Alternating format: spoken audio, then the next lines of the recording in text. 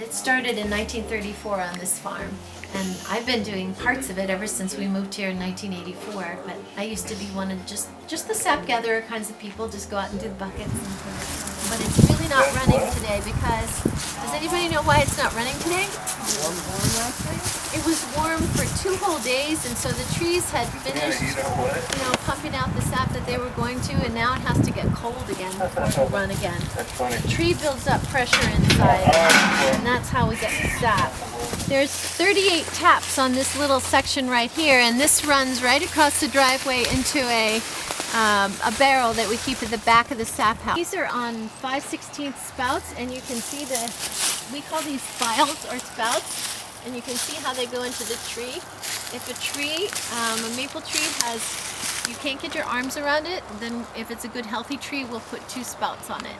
And we go and collect all the sap from the buckets and dump it into this rig. This holds 225 gallons, and we like to fill it. And then it gets taken back this way. This is a gigantic step here.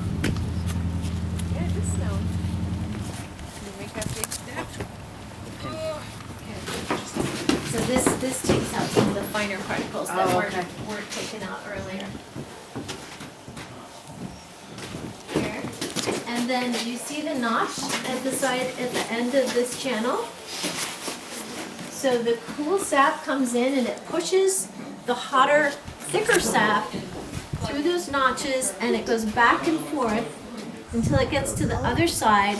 And then you keep an eye on your thermometer and see when it's getting to be almost syrup, and you can tell because the bubbles are really beautiful up towards the top. And if it's too thick, it will turn to crystals in your jug, and then you won't be able to get it out and put it on your pancakes. And if I have a fault, it's usually making my syrup too thick.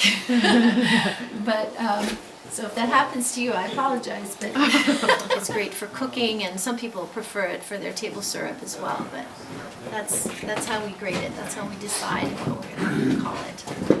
And it should all be the same density. It shouldn't be thicker if it's darker. It's sort of a common perception to think that if it's light, it's thinner, but it isn't true. It shouldn't be true. So this is the most delicate flavor. Nice and light. Yeah. Okay. Yep. He likes them all. Practiced at this. Every one was wild. This was good. I don't know which one was the best one. The first one I liked. Yeah, I like the first one. I like your light green. Okay. And when you've licked that all off, then we'll try some grade beef. What do you think, Seamus? All of them. I agree. How about you?